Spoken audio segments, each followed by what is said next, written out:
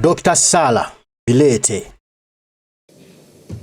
I want to first of all thank the Office of the Leader of Opposition for this opportunity to come and participate in your budget processes on behalf of civil society and the citizens.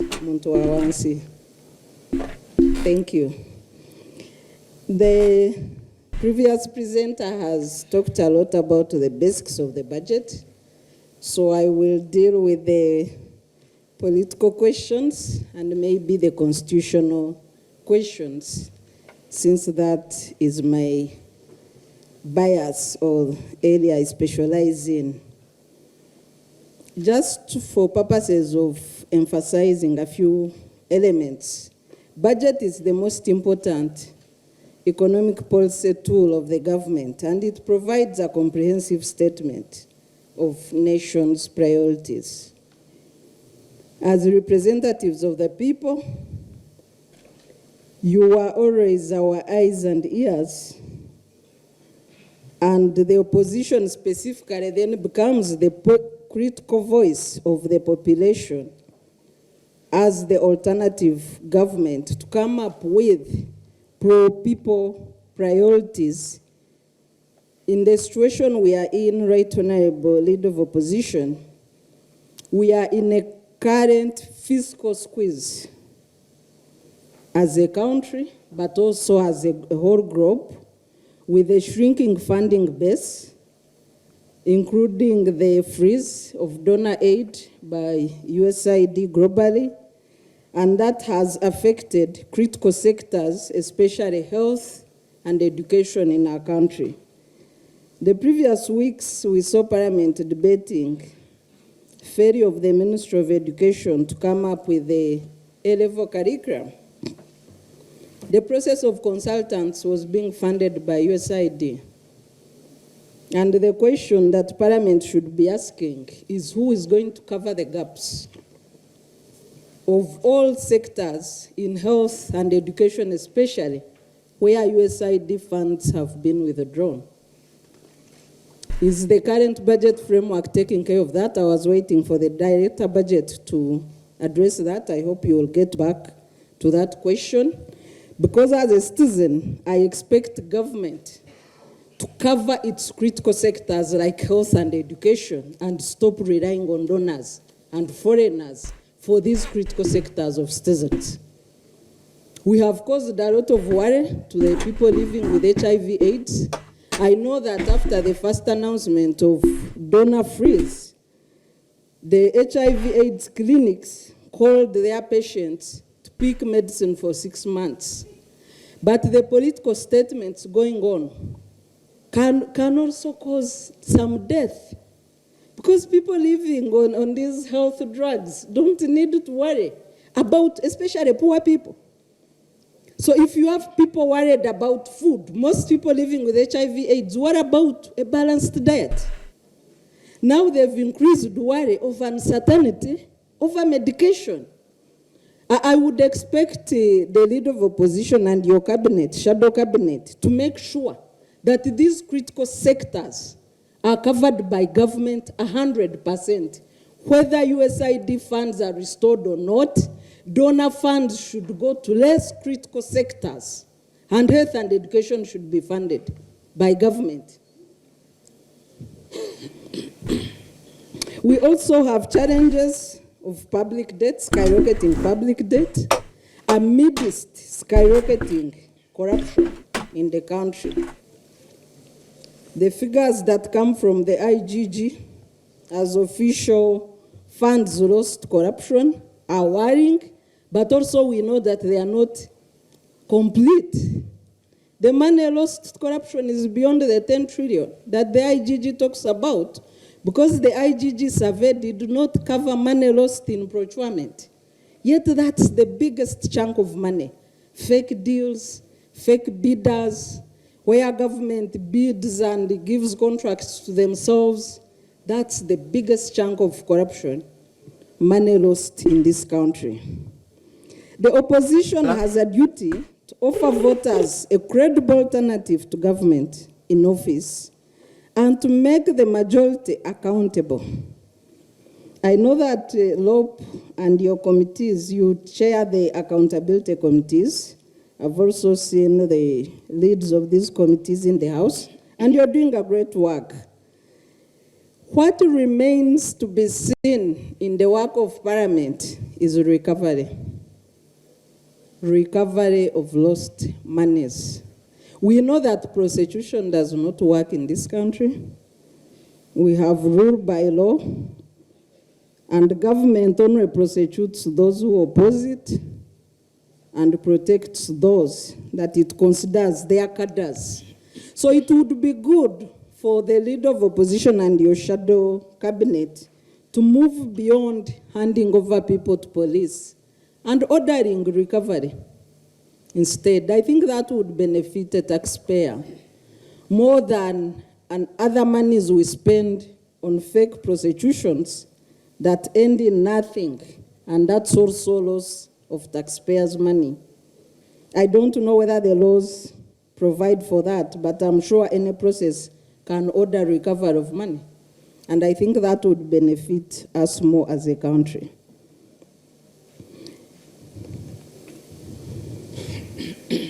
I'm trying not to repeat what has been said, so when I slow down. So the duties of opposition, by their nature, are defined by political behaviors and rules and constitutional norms. This is just like a given. We have structured opposition in Parliament.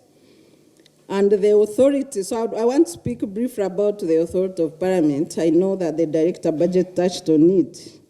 Some of us were at pain when the President wrote that letter on 26th June, or about there. It was published in Monitor on 26th June with a major headline, Budget Crisis. Museveni wants 750 billion reinstated. And part of the contents of this story was that the President read the Riot Act to our honorable members of Parliament. You do not have power over the budget, he vowed. And then, of course, the actions that later happened by the leaders of this institution were unfortunate to some of us. The Director Budget has gone through the details of the laws. The President went ahead to describe the act of reallocating these funds as indiscipline, budget sabotage, and corruption. He further claimed that budget had interfered with the constitutional mandate of the Finance Minister. It's not unusual for the President to act outside the Constitution. He always does. And he's only forced to act within the Constitution by the people. So when he made such ridiculous claims that Parliament has no budget, has no power over the budget, we kept watching as citizens on the stages that Parliament would take.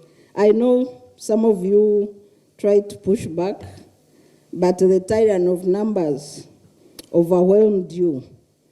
But this act, and I saw recently Honorable Shakawanda referring to this letter, this act of ceding your constitutional powers to executive in the budget process, and the assumption, of course the wrong assumption, that Parliament has no power to recommend amendments at committee stage was the most ridiculous, and in our view, the last stroke by the executive in taking away the power of Parliament.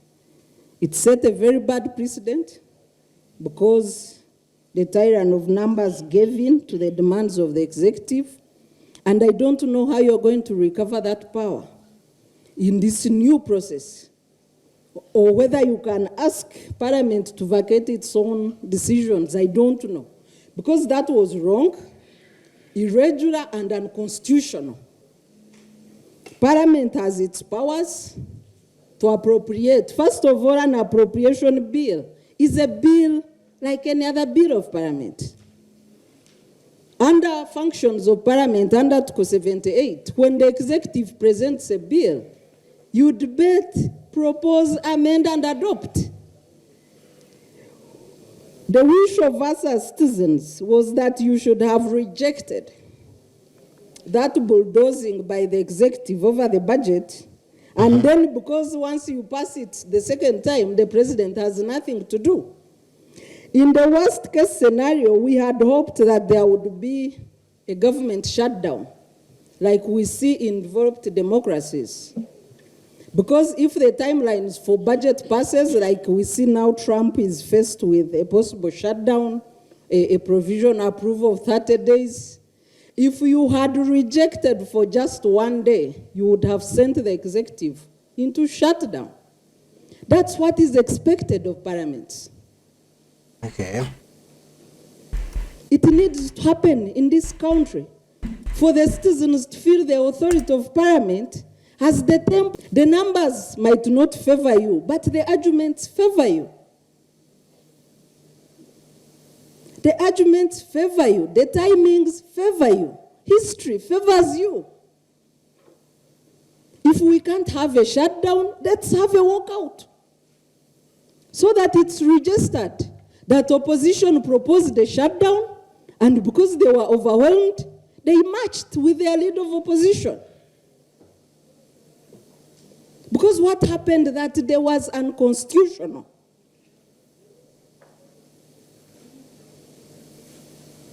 Parliament under Article 155 must review and recommend changes to the budget.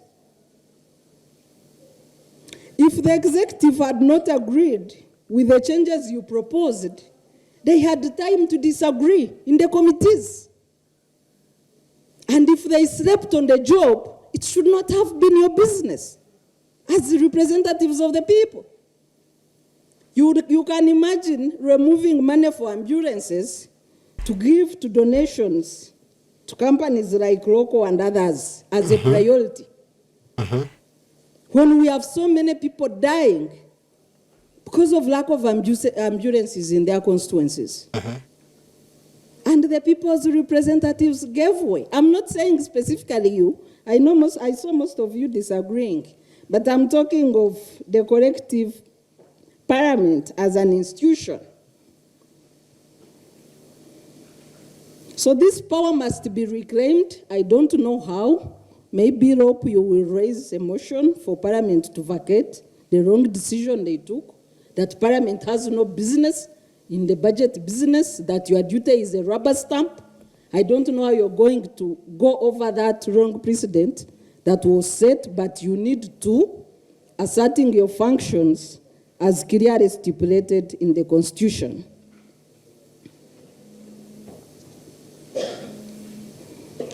So what is the critical work of the opposition in the budget process today? The former ones have been stated: scrutinizing the budget, proposing alternatives, engaging in debate like we are doing here, and we thank you for this opportunity. So the fourth role is representing citizens' interests. I hope you do remember that day we were in Parliament and the Speaker said the Parliament has no powers on budget. You have no power. Tomina chakola omulimo gwa mujasi kujiyisa bamwagala tumwagala mwino kujiyisa. You have no powers. You can't do anything on a budget proposed by General Museveni. But you hear this, that if the Parliament said no, you know that, you know what? We're not passing this. We would have gone in the government shutdown. No. You have the powers, but you don't want to use that power. You know, all the power is in Parliament. You know, one day Kyagulanyi said, the Parliament is useless because you don't know your powers. But if you get to know your power, Museveni will be no more here. But because the MPs in Parliament, they don't know what to do, but maybe they know what to do, but they tend not to do what they must do. And that's why they taken as useless. And that's why General Museveni's son, who's General Kainerugaba, can call them what? He called them what? That word. Yeah. And in here, Right Honorable Leader of Opposition, I want to propose what I think is the voice of the people through the work that I do as regards the budget. Number one is what you stated in your theme, fighting corruption. And under number one, I propose immediate recovery of monies lost through accountability committees as compared to prosecution. Number two is, of course, people refund the money and vacate offices. I think that would be more effective, in my view, than prosecution. Number two is funding the critical sectors of health and education after donor withdrawal of funds. It's not just USAID that is withdrawing funds from critical sectors. I'm sure you have seen the document from Netherlands, also withdrawing aid from critical sectors. And with the rise in the right-wing movement in Europe, and the need for Europe to cover Ukraine gap caused by Trump and climate change gap, a lot of funds are going to be withdrawn. So it's important for our budget to cover the critical sectors of the population, including health and education. If donor funds are to come, let donor funds go to other sectors. But government must treat its people. We were seeing statements after the passing of the anti-homosexuality bill. The executive rushed to assure citizens that they had money, and USAID, US and World Bank can go to hell. But when it came to the critical time of stopping, closing clinics, stopping aid, the executive is nowhere. So where is that money and that force they were talking with during the enactment of AHA? How come we are not seeing the same assertive force that the government can cover its obligations amidst the donor freeze? The fourth critical sector, in my view, Right Honorable Leader of Opposition, is control of public debt. Public debt, our skyrocketing public debt, is largely linked to corruption. And we borrow money so that we can steal domestically generated revenue, and the citizens will not be alarmed. We need even to budget for this money that IGG has documented that is lost. If IGG is saying 10 trillion is lost, the executive is saying there will be no more corruption, can we then say that we shall not borrow until this 10 trillion is seen? Because if everybody is saying there will be no corruption, how come we are still losing money? And the Honorable Leader of Opposition, of course,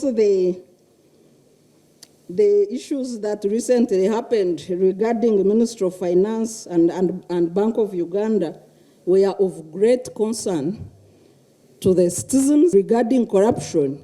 If you can have people now deciding to steal money at the source, direct from the treasury, then how safe are we as a country? I know that junior staff have been paraded in the anti-corruption court with the accountant general, but I don't think that is all that there is in Ministry of Finance. Junior staff do not make any approvals.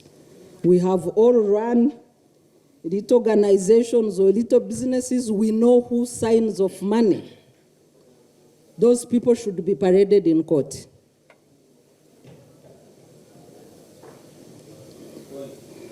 Number 5, the Honorable Leader of Opposition, you need to stop government bailouts. Until when there is a comprehensive audit of all projects where we have had donations of taxpayers' money, including Lubowa Hospital and others, local construction, we also need a public criteria through which private sector can access taxpayers' money, a known public criteria, so that there is equity on who can access taxpayers' money for their business.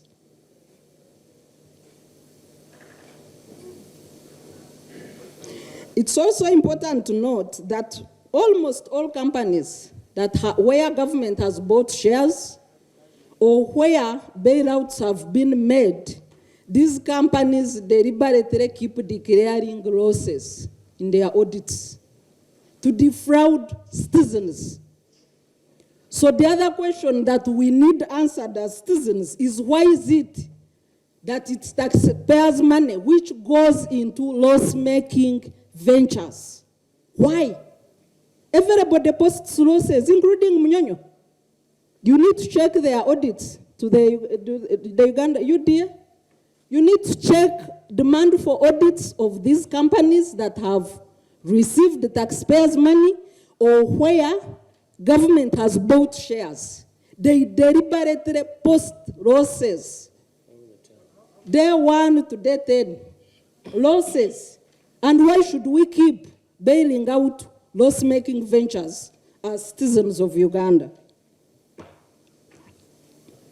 Point number 6, as I conclude on the priorities, is the distortions of the budget through supplementary budgets. It's important to note that supplementary budgets in Uganda, like 90% of supplementary budgets in Uganda, is institutionalized corruption.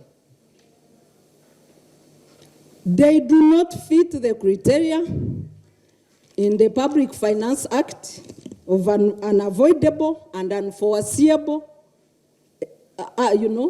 expenditures. They include salaries, they include vehicles, and it's unfortunate that Parliament passes these supplementary budgets. It's just institutionalized corruption. In your alternative budget, you hope that you will declare them as such, and we hope that the other MPs from the other side who are not voting machines can then agree with you in some of these instances. And as I conclude, my last point is on the last-minute budgeting, like the last-minute corrigenda that was presented, I think of about 17 trillion, that was presented in the last budget. We need to move or to see Parliament attempting to shut down government. That was unacceptable. It violated all our laws, as has been read by the Director Budget. It violated all the procedures of budgeting, and the tyrant of numbers approved it, which was very unfortunate. But you need to put government on notice that even if you have small numbers, but as a voice of reason in the country, you will attempt to shut down government in these circumstances. Honorable Leader of Opposition, I think I have voiced the concerns of the people and civil society, and we have confidence in your leadership and your team that our interests will be taken care of. I thank you very much. Thank you very much. Yeah, that's great. Yeah. Dr. Sarah Bireete. Thank you so very much, Dr. Sarah Bireete, for that very brilliant presentation. And it's been enriching to the opposition members of Parliament. I believe we have all gotten something out of it, and it's going to take us somewhere as members of Parliament. Honourable members, at this juncture, allow me invite Mr. Pastor. Olwaleero tubadde ne workshop nga ababaka ab'oludda olwa opposition oludda oluvuganya nga tweteekerateekera budget yaffe gye tuyita alternative budget, kubanga wabeerawo budget eya gavumenti n'ebiseera ebisinga eba tekwatagana na muntu wa bulijjo na muntu wa wansi, ensonga ye ze yalirabye nti wano wakulu aw'okuteeka ssente zinagenda wano oba wali. So ffe buli mwaka tufulumya alternative budget. Naye ku luno twagamba katukyuseemuko mu ngeri gye tukola alternative budget yaffe. Tugamba tugenda kwebuuza ku bantu ab'enjawulo ekizze kitabeerawo nnyo oba oli awo. So twawandikira ebibiina bya opposition era abasinga batuwadde views zaabwe, endowooza zaabwe, civil society organizations ne ba stakeholders abalala nga tubasaba okutuwa input yaabwe era abasinga bazze bagituwa mu buwandiike. Kino bwe twalirabye walina okuteekebwa essira kino kye tulina okuteekako ennyo amaanyi ku nsonga ya alternative budget nga twagala alternative budget yaffe weeneefulumira mu bbanga eritali lya wala nnyo buli munnayuganda n'agitunulako anaalaba ekifaananyi kye mu budget eyo. Ensonga lwaki twasazaawo okutambula bwe tuti eno kati workshop ne tufuna n'abalala abazze okuwayamuko naffe okutuwa endowooza zaabwe nsonga ki ze tulina okuteekako omulaka. So bwe tunaava eno workshop tujja kuddamu tu fine tuning ebyo tubadde tukolako, then eventually tujja kufulumya alternative budget yaffe mu kaseera akatali kawala nnyo.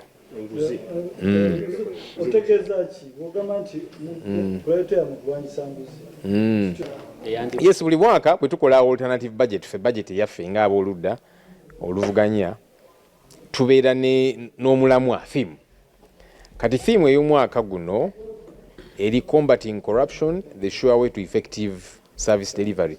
Nti bwe tulwanyisa enguzi tuba tujja kusobola okuweereza bannansi nga ssente weeziri ezikola ku malwaliro, ku byobulamu, ezikola ku by'enguudo, ezikola ku byenjigiriza n'ebirala bingi byonna.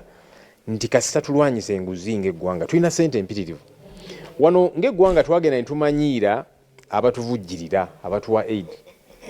Ne tuddaawo ne tulemala kwegamba si kulemala naye ne tusigala nga tetwetengeredde kubanga tumanyi obuyambi bujja buli mwaka. Neffe tugamba nti kasita tulwanyisa enguzi ne tukozesa bulungi ssente z'omuwa omusolo oba oliawo tetwetaaga na aid donations kubanga ezo nazo zituuka ekiseera ne ziba nga teziriiwo zijjako n'obukwakkulizo strings attached. Naye era nga bwe tuze tulaba akaseera katuuka nga aid eyo tekyaliwo. Kati mwalabye ebya USAID. Trump yavuddeyo n'agamba nti kati bino bikomye. Kati nga gavumenti kyoba otegeeza nti abantu bagenda kufa kubanga ssente ezo zibadde zikwasaganya ebyenjigiriza, ebyobulamu, naddala okusingira ddala ebyobulamu naki. Kati gwe ng'omuzadde oba ogamba nti kakati mujja kufa kubanga bali ababadde batuwa ku ssente tebakyatuwa, ate nga ssente z'omuwa omusolo weeziri. So nga tugamba nti twagala proper accountability nti ssente y'omuwa omusolo ekozesebwe obulungi. Awo tuba tetulina na kukaabirira muntu yenna tuyambe wano tuyambe wali kubanga ssente empitirivu zijja oba oliawo ne ku bintu ebitategeerekeka kubanga twawulidde Trump yene administration ne government bagamba nti ssente empitirivu ezibadde zijja eno nga mulimu ne ssente zibabadde basindika gavumenti yaabwe okutambuza ensonga ey'ebisiyaga.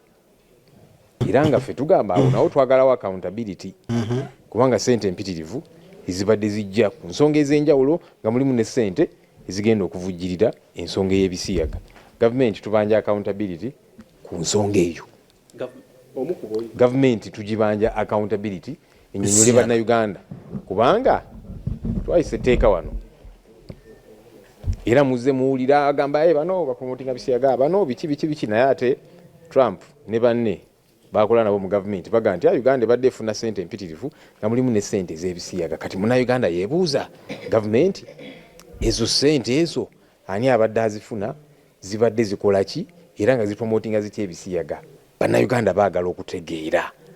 Kati ebyo byonna tubizingiddemu wali nga ffe tugamba nti aid nene ebadde ejja okuyamba ku byobulamu n'ebirala nti kakati bwebanga esaliddwako nga gavumenti tugenda gamba abantu nti kakati tewali ddagala kati mufe mukole ki.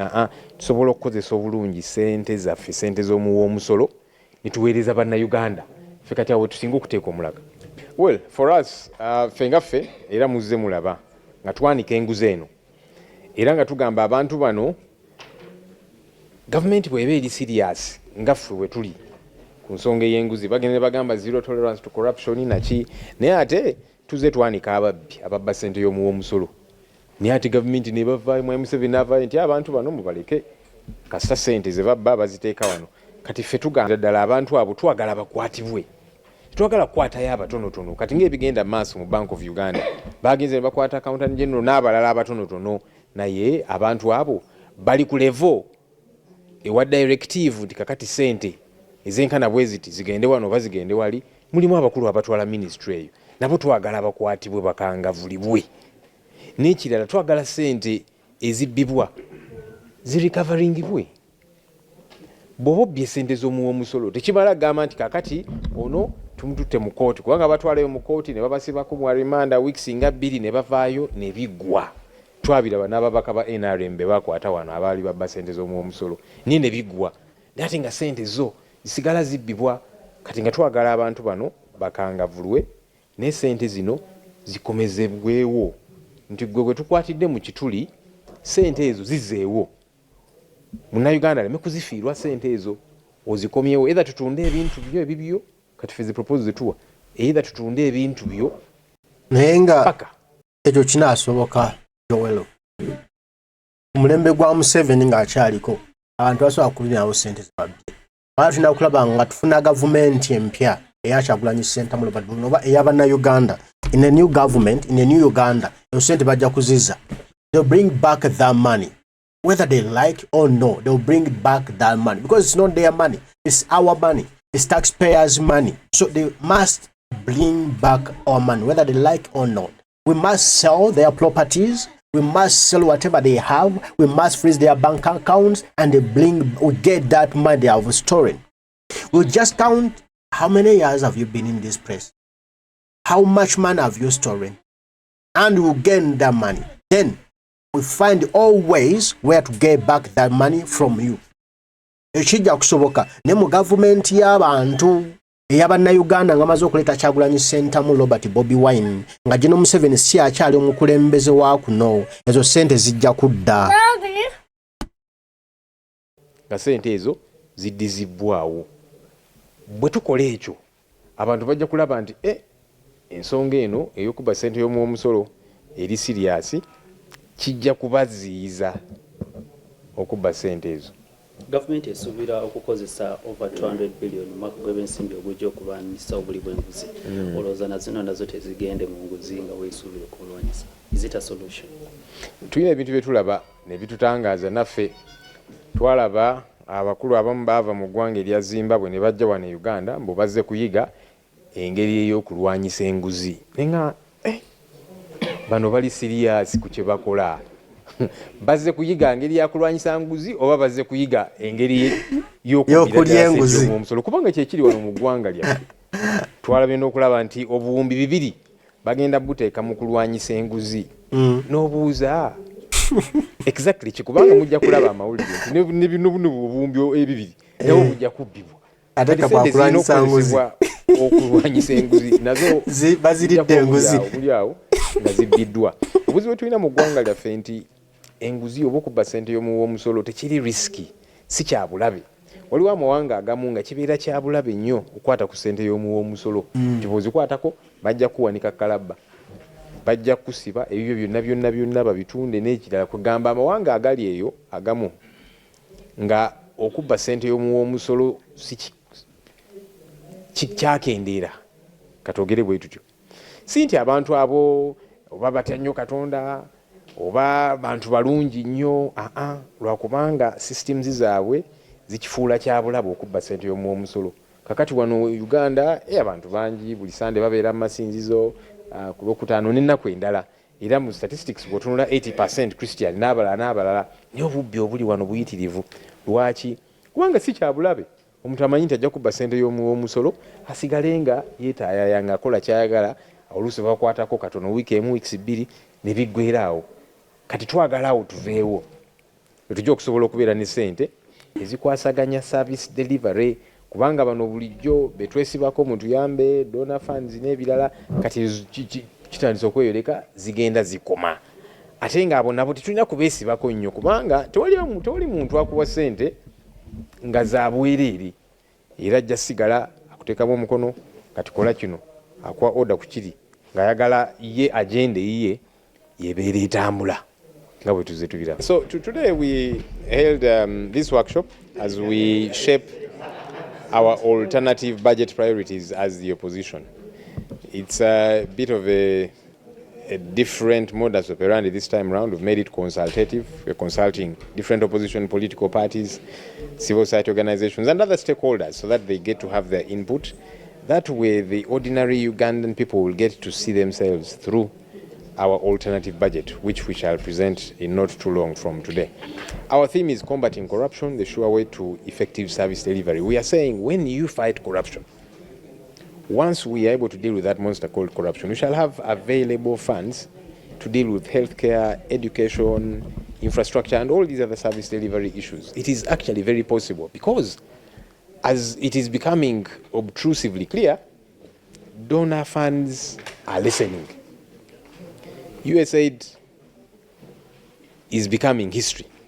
Now, government, are you going to tell the people of Uganda that this money we've been getting from USAID for healthcare, education, and so on, all those programs are going to close, people suffering with HIV and AIDS, you're going to die, and so on? No.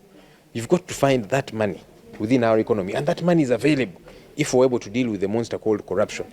So we should not always look to relying on foreign donor aid because it comes with strings attached. It is problematic many times. We just saw Trump and his administration, they're actually saying part of the money that was being given to Uganda was to promote LGBT activities. We are demanding for accountability from government. We need to know what exactly was that money doing. The people of Uganda are asking these questions, and they have a right to know, to get answers. Yeah? But by and large, we are saying it is very possible for us to take care of our issues using the resources available here. I did see government saying that they want to use 200 billion shillings to fight corruption. It's laughable. In fact, I worry that even that 200 billion shillings itself will be stolen. I saw there is a group of government officials from Zimbabwe that came to Uganda to learn how to fight corruption. I wondered if they take themselves seriously. Because Uganda has even Zimbabwe is the art of corruption. Why? Because we have not made corruption risky. In other countries where corruption is negligible, it's because they have made it risky to steal taxpayers' money. You steal taxpayers' money, you'll be locked up, you'll be hanged, your property will be sold, and so on. And that's why there is limited stealing there. In Uganda, corruption continues to thrive. Why? It's not risky to steal.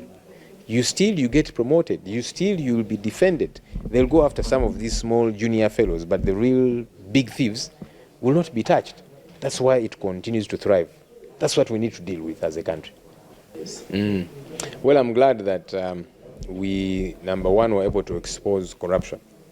That's for those who keep saying, including the general public, you know that we have got limited tools to use to fight corruption. That's the most powerful tool, by the way, that we get to expose it, that we find information about this corruption, we put it out there to the public. It works magically. And I'm glad that the public came on board. You did see the protests. Yes, police and the military kept foiling them and so on. But the public now rose up to realize, wait a minute, this is where our tax money is being stolen from. This is where it is going, and so on and so forth. That's very important for us to do. Yes, our alternatives might not be adopted. We wish they would be adopted. But these fellows know that as soon as they adopt them, that means they're going to become the first victims. But it's important that they are on record, that people get to see there is an alternative that is in place. But number two, that we continuously expose this graft. That's why even new journalists nowadays are being beaten. When you are exposing certain things, whether it be brutality and so on, they know that that's a powerful thing. So we'll keep exposing all the ills there are.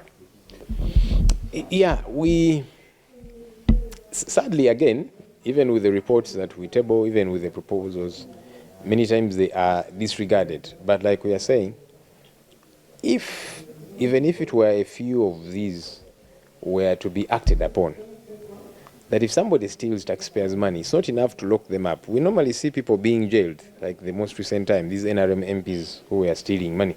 They were arrested, locked up for about 2 weeks, and then freed. And that's where the matters do end. How do you then deter others from stealing? So we are saying, let's go all the way. Lock these people up. There should never be a loss of taxpayers' money. Those people should pay back that money. Let's sell their property.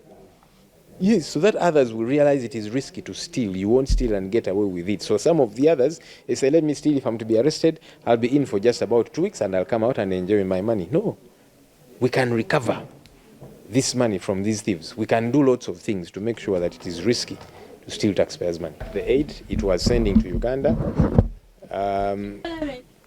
actually, instead of government crying and begging, you know, US, please reinstate this money and so on, let's let's cap down on the wastages, on the corruption there, is that money can be available. Because now, in 2023-2024, US aid gave Uganda about 520 million US dollars. That's nearly 2 trillion shillings. We lose over 10 trillion shillings. So don't cry over the 2 trillion shillings, yet you have 10 trillion that you lose to stealing. Deal with that theft, such that money will be available. So we are saying let's deal with those accountability issues. But also, the people of Uganda are asking for accountability from government. Trump's administration is saying part of the money that was coming through US aid was to promote LGBT activities. And Ugandans are alarmed. They're saying, government, wait a minute. You're telling us you're fighting LGBT issues as Parliament will pass a law, but behind the backs of Ugandans, government is doing something else. We are demanding for that accountability. That is General Yoweri Kaguta Museveni and his government. That's how he prays his politics. What General Museveni bwabikola. Ena abatimba bula nonakola birala. Nonabagamba kino eringa akola kirala. Kugamba ye ayagala wa winningira eva abirenga yali ku win. Je eva gwe muzannyo gwe. How can I win this? How can I win this? General Museveni bwatu. Wano mpita wontya, wano mpangula wontya. Ye eva azanya muzannyo bwe gutyo. Bwe nkola kino nekola ne kino nja kuwangula bansigale nga mbatimbe bula nate nganze no nfunamu two-way. Ayagala kwasuka ekinyonyi kimu akuba ebinyonyi biri eva bwatu bwakola. So enabagamba tulwanyisa mutungo bina bisiike eringa yafuna sendeza okubipromotinga nga waba pastor nga waba abantu abenjawulo ba bed bwanika nga wapromotinga mwenge nomugamba omusajja tayagala mwenge eri mu kisenge ali ne banne bali mu promotinga. So nolecho engeri okumala mwenguzi e Uganda nze era mbagamba ku mulembe gwa Museveni nga akyali president, it will never be. We need to change the government, we need to change the executive, mainly the executive. Everything will be done. It will be gone forever.